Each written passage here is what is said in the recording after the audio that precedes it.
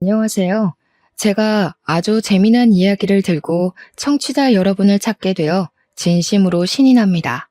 제 나이 40대, 지금은 캐나다에 정착해서 살고 있는 이민자입니다. 처음에는 내 인생이 정말 척박하다, 바람 잘 날이 없다고 생각했는데 마음의 시름을 덜고 난 지금은 아주 재미난 과거가 되었네요. 나이 60도 70도 아니고 고작 40대에 산전수전 다 겪었다고 해도 과언이 아닐 만큼 파란만장한 제 이야기 궁금하시죠? 지금부터 한번 털어놔 보도록 하겠습니다. 끝까지 제 이야기를 함께 해주신다면 너무나도 감사할 것 같아요. 제 나이 20대 후반에 결혼을 했었습니다. 그런데 결혼 3년 만에 파경을 맞이했고 지저분한 싸움 끝에 이혼을 하게 되었습니다. 사실 싸움이라고 하기에는 억울하고 제가 일방적으로 당했다고 하는 게 정답일 것 같아요. 왜 이혼을 하게 되었는지 궁금하시죠? 지금 생각해도 어이가 없긴 한데 멀쩡한 제가 불임이라 오해를 받는 바람에 이혼을 하게 되었습니다. 정작 불임이었던 사람은 저의 전남편이었는데 그 누명을 제가 다 뒤집어 쓰게 된 거였죠. 결혼하고 정말 1년이 넘는 시간 동안 아이를 가지기 위해 안 해본 노력이 없을 정도로 힘을 썼습니다. 배란일을 매번 체크하는 건 물론이고 한약도 먹어보고 남편과 저는 엄청나게 애를 썼어요. 시간을 정말 땅에다 버린 거나 마찬가지였죠. 남편과 도무지 안 되었겠기에 병원을 찾아가서 검사를 했는데 제 자궁과 난소의 기능은 100% 정상으로 나왔지만 남편이 문제였습니다. 제 남편은 정자의 기능이 거의 떨어져 있고 정자의 수도 별로 없어서 임신이 어렵다는 불임 소견을 받게 되었어요. 시험관으로도 가능성이 거의 없다면서 이 정도면 고생만 하고 아이를 가지기 어려울 것이라고 병원에서 시험관을 권하지 않았습니다. 나이도 어린데 임신이 안 된다고 하니까 남편은 엄청나게 좌절을 했어요. 그런 남편을 토닥이면서 기운을 차리게 만든 건 다름 아닌 저였습니다. 전 남편에게 그렇게 이야기를 했죠. 우리 둘이서 행복하게 살면 장땡 아니냐고요. 요즘은 애를 일부러 가지지 않는 부부들도 있는데 우리도 그렇게 둘이서만 오순도순 행복하게 살면 되지 않겠냐고 위로를 했어요. 다행히도 남편은 제 마음대로 움직여줬고 우리 둘이서만 행복하게 살자고 그렇게 약속을 했습니다. 거기다가 제가 제약회사 직원이었거든요. 그래서 일이 엄청나게 바쁘기도 했었어요. 제 커리어에 욕심이 있기도 해서 굳이 아이가 필요하지 않다고 남편을 위한 설득을 엄청나게 했죠. 하지만 우리 둘이 그렇게 결정한 것과 달리 시댁에서는 언제 아이를 낳을 거냐, 임신해라, 손주 타령을 어마무시하게 하셨습니다. 오죽하면 제가 명절을 피하고 싶어서 명절에 특근을 신청할 정도로 시달렸으니 말 다 했죠. 애가 잘생기게 해준다는 한약을 먹는 것은 기본이고 영양제도 매번 몇 박스씩 보내주셔서 집에 둘 자리가 없을 정도였습니다. 점집에도 다녀와 보고 아이가 생긴다는 암자에 가서 기도도 드려보고 정말 별짓을 다 해야 했어요. 남편의 자존심이 상할까봐 차마 시모한테 댁 아드님이 불임이라서 아이를 못 가지는 겁니다. 라고 말을 할 수도 없었습니다. 하루는 제주도에 여행을 가자고 하셔서 마지못해 따라갔더니 가서 도라르방 코를 만지면 아들을 낳는다고 했다고 차를 타고 지나갈 때 도라르방이 보이면 세워서 코를 만지게 하셨어요. 그 현무암에 제 손이 다 까지는 줄 알았다니까요. 처음에는 저에게 미안하다고 손이 발이 될 정도로 빌던 남편이 제가 아무 소리 안 하고 넘어가는 날이 많아지자 슬슬 제 편도 들어주지 않더라고요. 막말로 지한테 문제가 있어서 아이를 못 가지는 건데 입을 싹 닫으니까 제가 얼마나 짜증이 났겠습니까? 하루 이틀이면 몰라도 하루가 채 가기도 전에 몇 번이고 보채는데 진짜 미치겠더라고요. 그렇게 3년이란 세월을 보내고 나니까 시모가 제 탓을 엄청나게 하더라고요. 저한테 대놓고 불임이냐? 네 애 못 가지냐? 자궁이 약하냐? 하면서 살살 쪼아대기 시작하는데 몇 번이고 울컥했는지 몰라요. 제가 문제가 아니라 댁 아드님한테 문제가 있다고요. 하고 싶은데 그때마다 제 눈치를 살살 살피면서 제가 말을 할 수 없도록 남편이 이야기를 돌리곤 했죠. 그러다가 시모가 제대로 선을 넘어버린 겁니다. 처녀 쪽에 얼마나 놀았으면 애도 못 가지냐고요. 제가 그 말을 듣고 더 이상 참았다가는 바보 되겠다 싶어서 남편한테 소리를 꽥 질렀습니다. 야, 네가 뭐라고 말 좀 해봐. 하니까 시모가 거품을 물더라고요. 어떻게 지아비한테 너너 할 수 있냐고요. 그 와중에 우리 남편은 시모한테 뭐라고 한 줄 아세요? 얘 몸이 그렇게 생겨먹었는데 어떻게 하냐는 겁니다, 글쎄. 그 말에 우리 시모는 제가 불임인 걸 확신했고 당장 이혼하라고 난리를 쳤습니다. 이혼하라고 난리를 치니 발등에 불이 떨어진 건 남편이었죠. 새장가를 가더라도 자기가 불임이라 애를 못 낳을 게 뻔한데 어쩌겠어요? 여태 참아주고 다독여준 저랑 평생 붙어먹고 사는 게 제 딴에는 더 편하다고 생각했겠죠. 저한테 울고불고 빌었는데 제가 왜 이 꼴을 당하면서 결혼 생활을 유지해야 하는지 모르겠더라고요. 그래서 시모한테 당당하게 이야기했죠. 제가 아주 편한 며느리였다는 거 나중에 알게 되실 거라고 당장 이혼하겠다고요. 우리 남편은 사색이 되고 저는 남편에게 이야기했습니다. 네가 다음 부인 만나서도 애를 못 가지면 너네 가족들도 그제야 잘 알게 되겠지. 새 부인 맞이해서 잘 살아보라고 했습니다. 그러고는 떡하니 이혼 서류에 도장 찍어주고 나왔죠.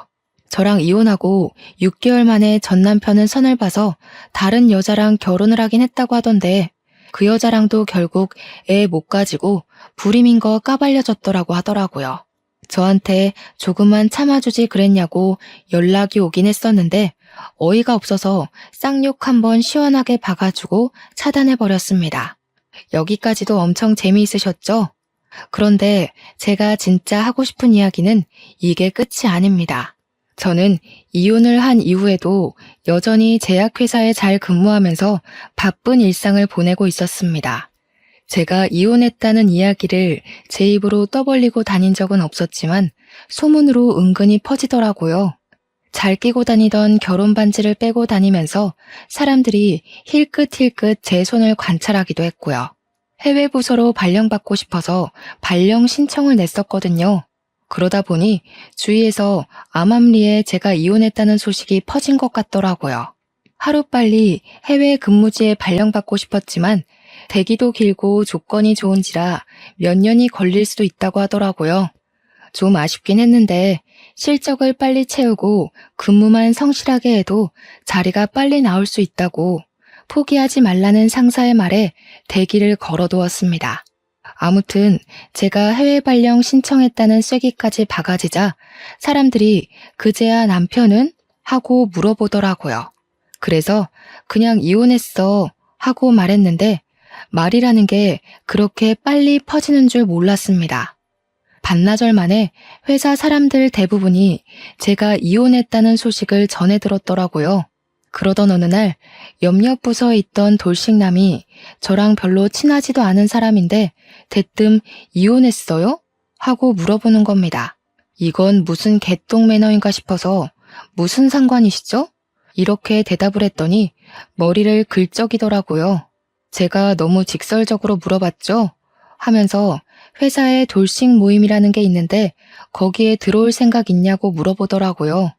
처음 듣는 소리라 이게 무슨 말인가 했는데 진짜로 회사의 돌싱들끼리만 동호회를 하나 하고 있었던 거예요.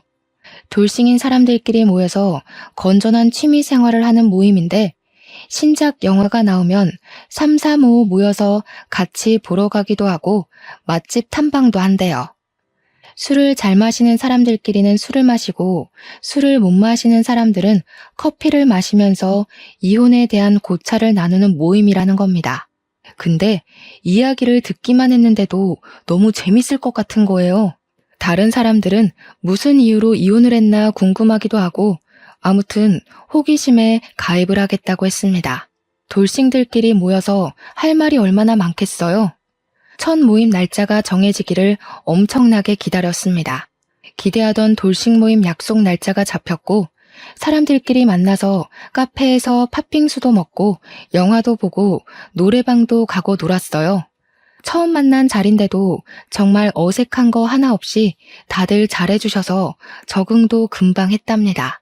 그렇게 여러 번 만남을 거치다 보니까 생각보다 사람들이 멀쩡하더라고요.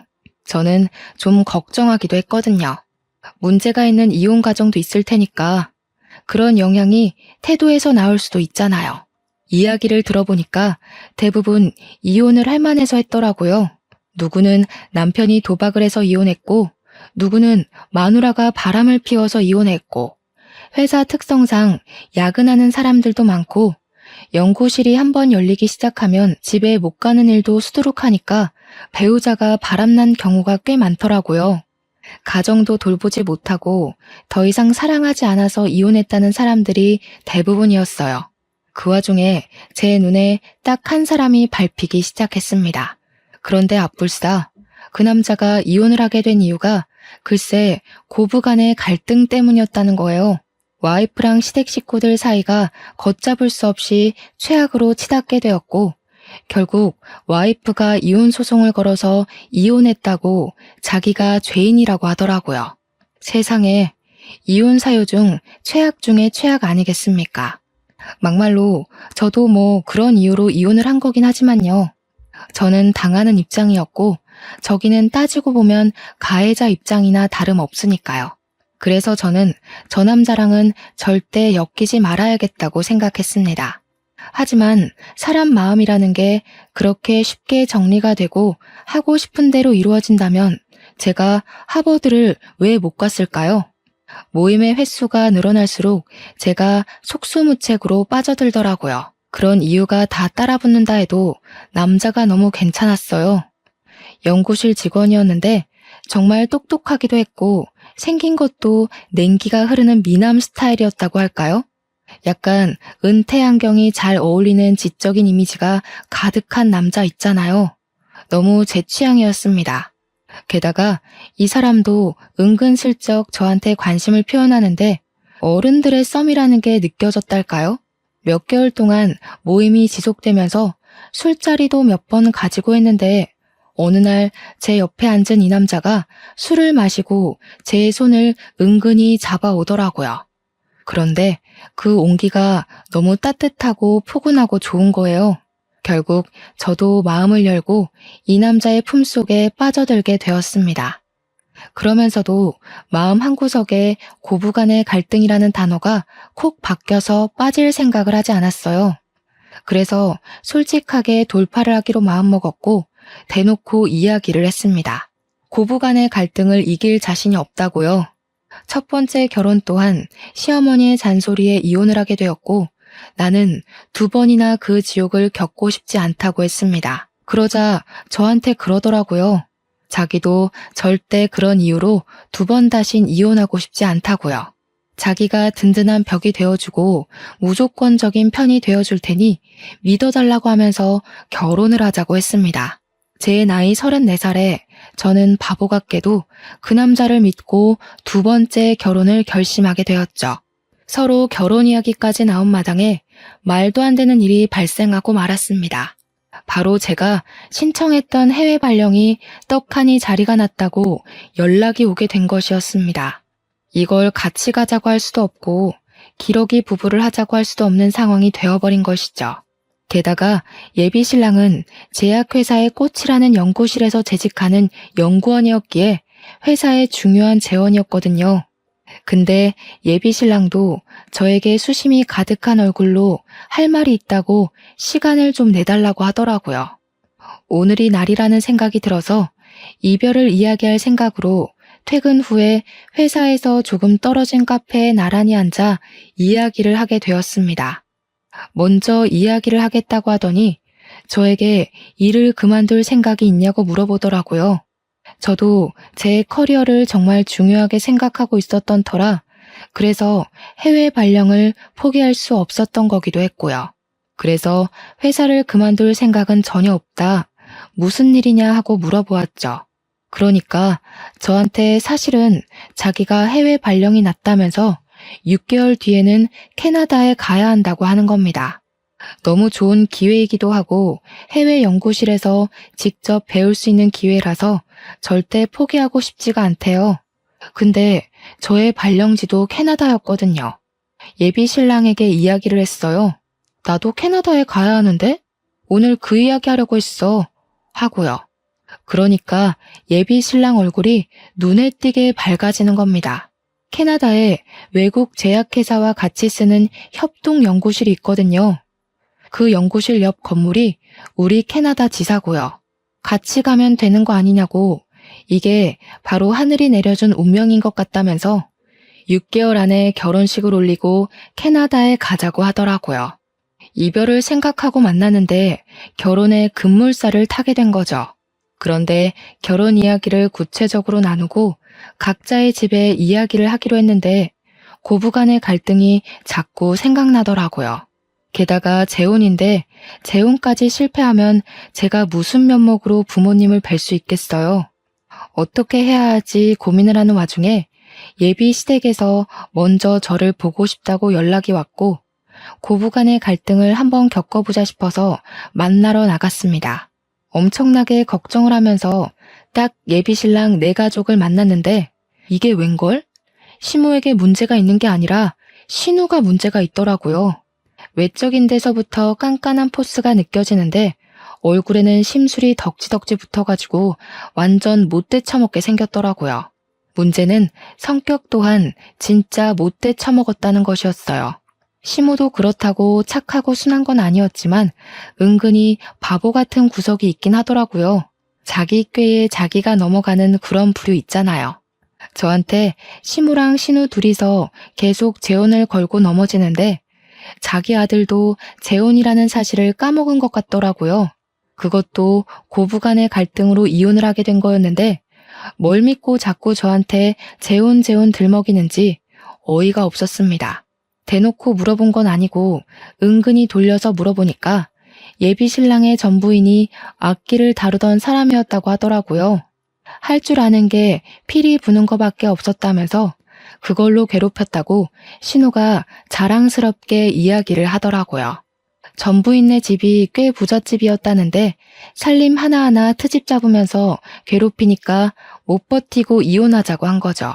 그것도 결혼한 지 6개월 만에 이혼을 했대요. 그러면서 저한테 6개월 살고 이혼한 거랑 3년 살고 이혼한 거랑 같겠냐면서 모양 빠지는 건 제 쪽이니까 알아서 잘 하라고 하더라고요. 예비 시모도 예비 시부도 예비 신랑도 아닌 예비 신우가 저한테 그 말을 하는데 얼마나 어이가 없던지. 그러면서 저한테 가풍을 꼭 지켜야 한다면서 한 달에 한 번은 무조건 가족 모임에 참석해야 하고 명절에 친정 갈 생각은 하지 말라고 하대요. 출가 외인은 출가 외인답게 굴으라면서 하자 있는 여자 우리가 품어주면서 재혼시키는 거니까 말 잘 들으래요. 저도 뭐 지지 않고 이야기하긴 했습니다. 신우 되실 분도 그럼 명절에 시댁에 가 있으셔야 하니까 친정에는 방문하지 않으시겠네요? 한 달에 한 번 모임도 꼬박꼬박 하시는 거고요. 제가 알아서 챙길 테니까 출가 외인이면 출가 외인답게 구셔야죠. 그러니까 부들부들 떠는데 그 꼴이 퍽이나 우스웠습니다.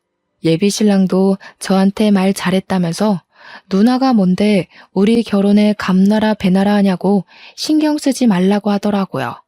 아무튼 저와 예비 신랑이 6개월 뒤에 캐나다에 가야 하는 걸 양가가 다 알고 있었기에 빠르게 결혼부터 하기로 했습니다.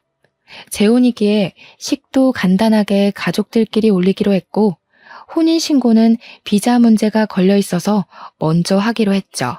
그런데 제 예상 밖의 일이 벌어졌어요. 예비 신우가 생각보다 발이 무척이나 넓은 사람이었더라고요. 저한테 어디 학교를 졸업했냐, 어느 동네에 살았었냐 이것저것 호구조사를 하더니 뒤에서 몰래 알아봤었나 봐요. 결혼식을 코앞에 두고 예비 시모가 저를 부르길래 나갔더니 예비 신우랑 같이 저한테 사기 결혼을 하려고 했다고 혼인 무효 소송을 걸겠다는 겁니다. 저한테 호통을 막 치면서 이야기를 하는데 이게 다 무슨 소린지 영문을 몰라서 가만히 있었죠. 그러니까 예비 신우가 그러대요. 어디 불임인 걸 속이고 재혼을 하려고 했냐고요. 하나뿐인 아들이 대를 이어야 하는데 불임이 웬 말이냐고 소리를 치더라고요. 예비 시모가 가슴을 퍽퍽 펴면서 어디 애도 못 낳는 게 결혼이냐고 신우는 옆에서 야실야실거리면서 이야기하더라고요. 애 낳는 건 축복인데 어떻게 감쪽같이 속이고 결혼을 진행하려고 했어? 이건 사기지 이러면서요. 지는 애가 둘이나 있다 이거죠. 저도 이야기했어요. 어디서 들었냐고 물어보니까 전 남편네 친인척이랑 신우가 한 달이 건너서 아는 사이래요. 그래서 저도 콧방귀를 뀌면서 말했습니다. 하나는 알고 둘은 모르시네. 제가 불임인 게 아니라 걔가 불임이었거든요. 라고요. 그러니까 미심쩍어 하면서 신우가 또 어디론가 전화해서 물어보더라고요. 그러더니 큰 소리가 오고 가는데 제 말이 맞는다는 걸 확인한 것 같았어요. 전화를 끊고 나서 제가 의기양양한 표정으로 앉아 있으니까 시모랑 신우가 둘이 속닥속닥 하더니 저보고 이만 가보래요. 진짜 어이가 없어서. 제가 그대로 가면 사람이 아니잖아요. 신우한테 당당하게 사과하라고 이야기를 했습니다. 그러니까 신우가 아니 가족끼리 뭘 이런 걸로 얼굴을 붉히려고 하냐고 되려 큰 소리를 치는 겁니다. 시모는 속 시끄러우니까 이만 가보라고 손을 허이허이 젓고 있고 저도 만만하게 보이면 안 되겠다는 생각이 들어서 사과하시라고요 하고 큰 소리를 쳤어요. 그러니까 저보고 어디서 큰 소리를 내냐고 건수 잡았다는 듯이 호통을 치는 겁니다. 제가 진짜 짜증이 확 나서 앞으로 그냥 저 불임인 줄 알고 사시라고 저 남편한테 이야기해서 애 안 가지고 살게요 했습니다. 그러니까 둘 다 화들짝 놀라서는 아니 무슨 말을 그렇게 하냐고 사과하면 되잖아 할게 하더니 시모가 신우 보고 사과하라고 시키더라고요. 신우가 저한테 아니 올케 진짜 가지가지 한다. 꼭 사과를 받아야겠어? 하는데 제가 가지가지 하는 김에 더 해볼까요? 하니까 꼬리를 내리더라고요. 그래 내가 미안해 실수했어 하고 사과하자마자 잘 알겠다고 사과를 받아줄지 말지는 생각해 보겠다고 하고 집으로 돌아왔습니다. 저와 남편이 미리 혼인신고를 하기도 했고 둘 다 해외 발령으로 준비할 게 많았던 터라 남편 혼자 살던 집에 살림을 합쳐서 같이 살고 있었거든요. 남편이 집으로 돌아오자마자 붙잡고 이야기를 죄다 털어놓았습니다. 내 전 남편의 가족이랑 신우가 어떻게 아는 사이인지는 모르겠는데 내가 불임이라고 했다면서 혼인 무효 소송을 들먹이더라 했어요. 그러니 남편의 얼굴이 사색이 되어서는 미친 거 아니냐고 난리가 났더라고요. 있는 그대로 모든 걸 설명해주고 나니까 남편이 신우한테 바로 전화 걸어서 누구 앞길을 망치려고 하는 거냐고 화를 냈어요. 입 한 번만 더 놀렸다가는 주둥이를 확 꿰매버릴 거라고 앞으로는 조심하라고 난리를 치더라고요. 다음날 신우가 나한테 연락 와서는 일을 왜 크게 만드냐고 핀잔을 주더라고요. 자기가 사과한 걸로 끝냈으면 됐지 굳이 가족 간의 분란을 만들 필요가 있었냐고 자기 할 말만 하더라고요. 그래서 저는 그냥 살포시 무시해버렸습니다. 우리 집에서는 사위랍시고 100년 손님 대접해주는데 저는 무슨 시댁의 평생 노예, 몸종 이런 건 아니잖아요. 저도 한번 이혼해보고 나니까 제 성격대로 살아야 마음도 편안하고 몸도 편안하다는 걸 깨닫게 되었고요. 그래서 그냥 캐나다 가기 전까지 내가 하고 싶은 대로 살아야겠다 싶어서 막 나갔습니다. 하루는 시모가 나물 반찬 하는 법을 알려주겠다면서 재료 싹 손질한 상태로 들고만 오라는 거예요. 그래서 저는 나물 반찬을 그냥 반찬 가게에서 사갔습니다. 어차피 그 맛이 그 맛 아니겠어요? 하면서요. 요즘 반찬은 만들어 먹는 것보다 사서 먹는 게 더 싸게 먹히는 거 아니겠냐고 반찬 무더기로 사오니까 시모가 입만 뻐끔뻐끔 하더라고요. 우리 아들은 고기 반찬 좋아하니까 이러면서 고기 반찬 죄다 남편 앞으로 가져다 놓을 때도 저도 좋아한다고 제 앞으로 도로 돌려놓고는 했습니다. 그나마 시부가 좀 깨어있는 편이라서 시모한테 눈치 주시고 제 편을 들어주시긴 했지만 시모는 정말 변하지 않더라고요. 오죽하면 시부가 왜 먹는 걸로 차별하냐고 아들 또 이혼시키고 싶어서 그런 거냐, 사람이 좀 점잖게 있어봐라 하면서 타박을 해주셨습니다. 입이 삐죽 나온 채로 밥을 먹는 시모를 보면서 아주 고소했죠. 아무튼 저희는 착실하게 6개월간 정리를 마치고 캐나다로 떠나왔습니다. 괴롭히는 사람 하나 없으니까 너무나도 평화롭고 좋더라고요. 진짜 대충 3개월 정도 시댁이랑 부딪힌 건데 그 짧은 시간도 너무나도 스트레스였거든요. 전 부인이 6개월 만에 왜 두 손 두 발 들고 이혼하자고 도망을 갔는지 알겠더라고요. 캐나다로 이사와서 우리가 부부라는 이유로 3인이 함께 쓰는 아파트 사택을 회사 측 배려로 내어주었어요. 집도 넓고 편하고 진짜 최고였습니다. 캐나다가 춥긴 하지만 공기도 너무 좋고 어딜 가도 자연 경관이 장관이고 남편이랑 너무 행복했어요. 혹시 워라벨이라는 말 아세요? 워크라이프 밸런스가 어찌나 좋은지 퇴근도 칼퇴근이고 실적 가지고 쪼아대는 것도 없고, 물론 그만큼 스스로 잘해야 하는 것 환경인 것도 맞지만 한국에서 뼈를 갈아 넣으면서 일했던 경력을 생각하면 여기서는 충분히 하고도 남겠더라고요. 그렇게 우리는 3년간의 해외 계약을 잘 마치고 한국으로 돌아가 보자 하는 마음으로 살았습니다. 물론 임신 계획은 3년 뒤로 미루게 되었죠. 제가 임신을 하게 되면 육아휴직을 내야 하는데 발령까지 와서 그러면 민폐니까요. 캐나다에 와서 처음으로 여름 휴가철이 다가왔어요. 남편과 저에게 2주라는 휴가 기간이 주어졌고 첫 휴가이니만큼 한국에 다녀올까 싶어서 고민을 하고 있었습니다. 우리 엄마 아빠도 보고 싶고 솔직히 시댁 식구들은 별로 보고 싶지 않았지만 친구들도 보고 싶고 한국 음식도 먹고 싶었거든요. 해외 지역 특성상 한식이 좀 비싸서 원 없이 먹기에는 힘들었거든요. 근데 때마침 신우에게 연락이 오더라고요. 휴가 일정이 어떻게 되냐고 물어보더니 대뜸 우리가 캐나다에 안 가봐서 가보고 싶거든 하시는 겁니다. 시모가 우리 사는 것도 궁금하다고 했고 겸사겸사 2주일 정도 캐나다에 가려고 하는데 괜찮지? 하는데 괜찮을 리가 있나요? 저희는 한국 가려고 했다고 이야기를 했더니 그러면 곤란한데? 우리 이미 비행기 티켓 다 끊었어 하는 거예요. 아니, 일정 조율을 미리 하자는 것도 아니고 이미 비행기 티켓 끊었다고 통보하는 건 어디서 배워먹은 버릇인지. 신우는 한술 더 떠서 날짜를 말해주더니 이날 가니까 일정 비워놓으라고 하더라고요. 옆에서 남편은 이러지도 못하고 저러지도 못하고 발만 동동 구르는데 뭐 어쩌겠습니까? 이미 비행기 티켓까지 다 끊어놨다고 하는데 겨울 휴가 때 한국에 들어가자고 꼭꼭 약속을 했죠. 그런데 이 미친 신우가 캐나다에 왔는데 글쎄 아이들 둘에다가 시모까지 넷이서만 덜렁 온 거예요. 그러더니 숙소도 일부러 안 구했다면서 너네 아파트에서 지내면 되겠지? 안내해 하더라고요. 이게 웬 날벼락인가 싶고 진짜 미쳐버리는 줄 알았습니다. 2주일이라는 긴긴 시간 동안 제가 뭐 했는지 상상이 가시나요? 삼시세끼 신우 시모의 애들 둘 밥 가져다 챙겨야만 했습니다. 남편은 관광지를 돌아다니느라 하루 종일 운전만 했고요.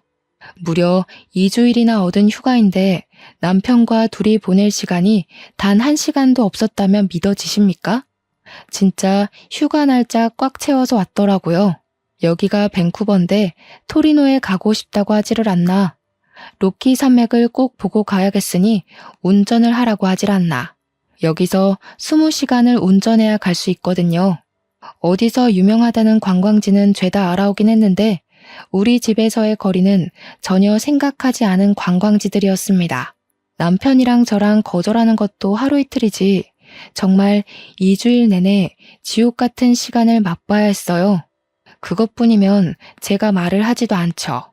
신우랑 시모는 쇼핑하러 가야 한다고 남편 끌고 나가서 운전기사 시키고 저는 애들을 돌보라는 겁니다. 이참에 조카들한테 영어도 가르쳐주고 하라는데 조카들이 초등학교 1학년, 3학년이었거든요. 애들이 제 말을 듣겠습니까? 정확하게 신우의 주니어였어요. 한마디로 개망나니 같은 녀석들이었다 이거죠. 신우랑 시모랑 남편이 나가고 애들 둘이랑 저랑 셋이 남았는데 저한테 딱 그러더라고요. 왜 숙모, 나한테 잘해야 할걸요?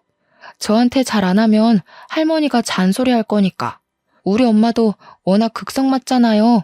이러는데 진짜 맘 같아서는 이마에 딱밤이라도 때리고 싶은 심정이었습니다. 도대체 초등학교 3학년이 뭐 저리 발랑 까졌는지 답도 없더라고요.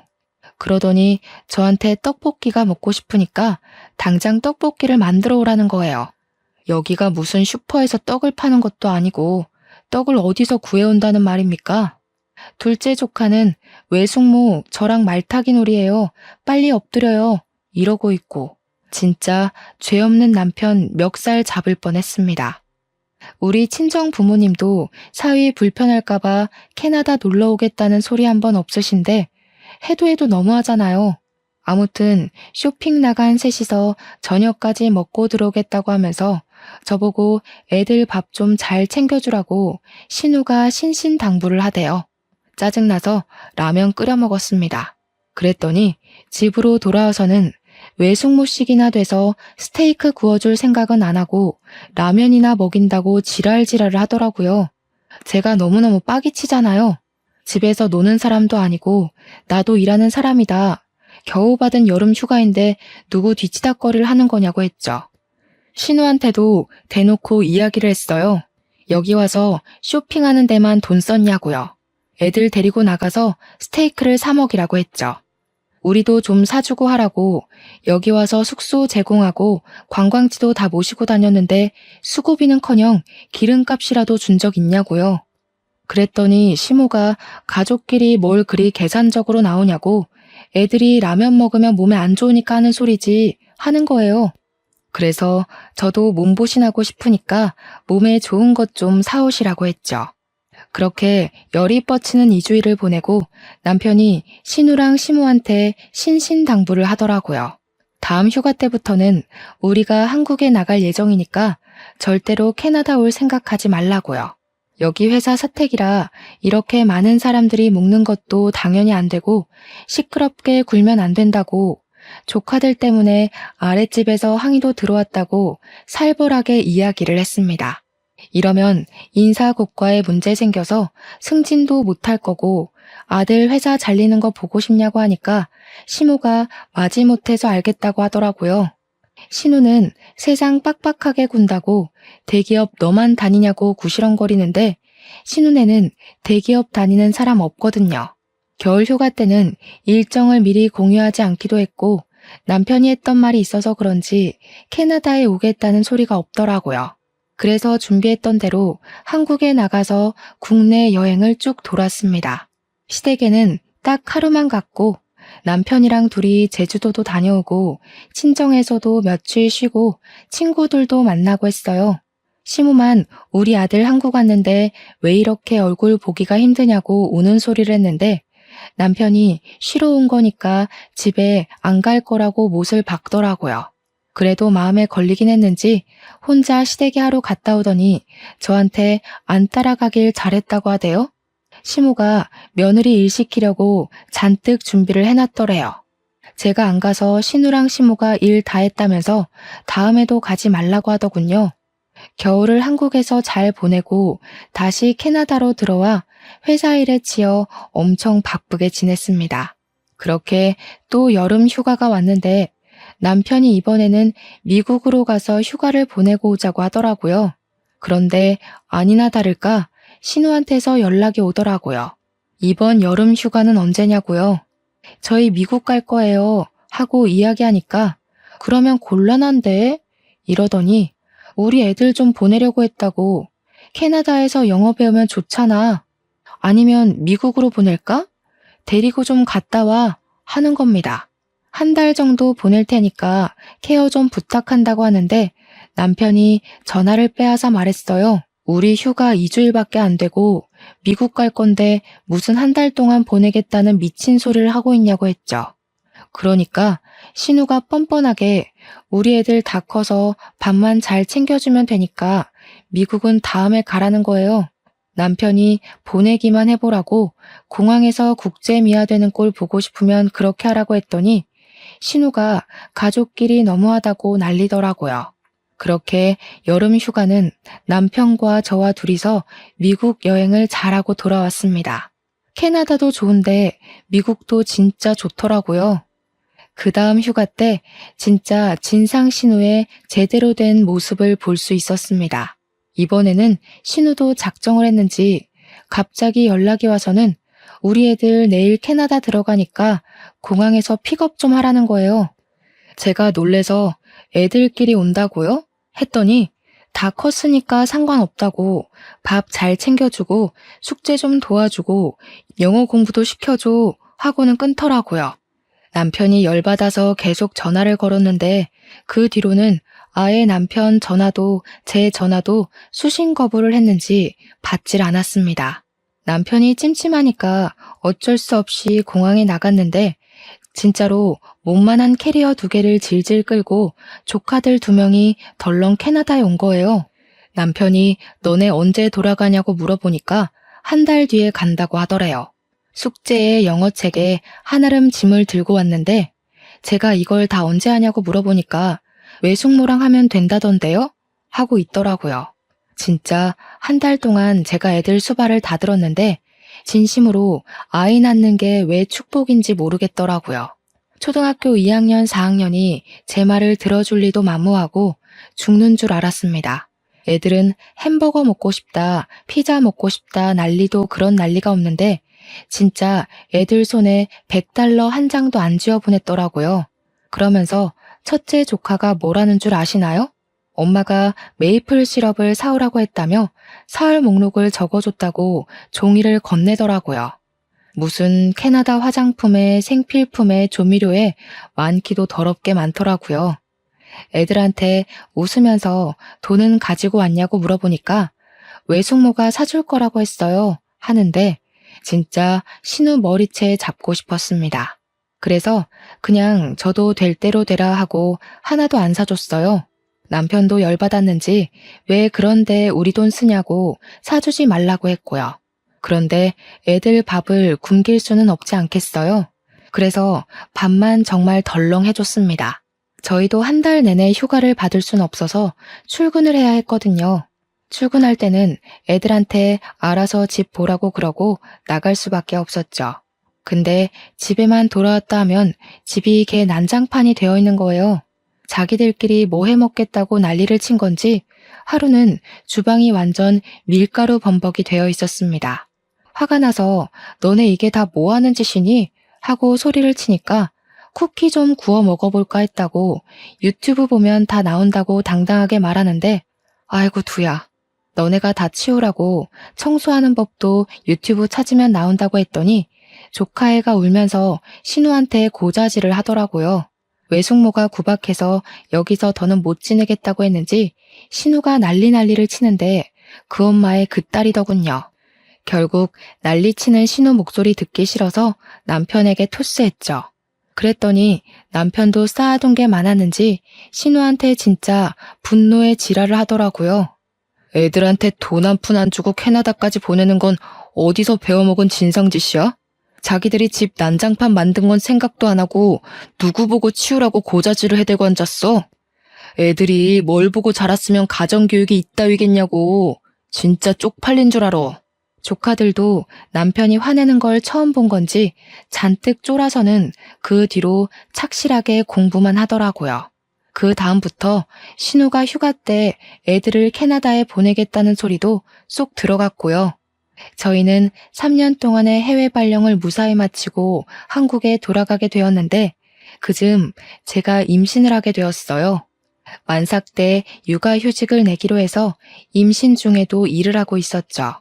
그런데 캐나다에서 협업했던 외국 제약회사에서 꾸준히 남편에게로 스카우트 콜이 들어왔습니다.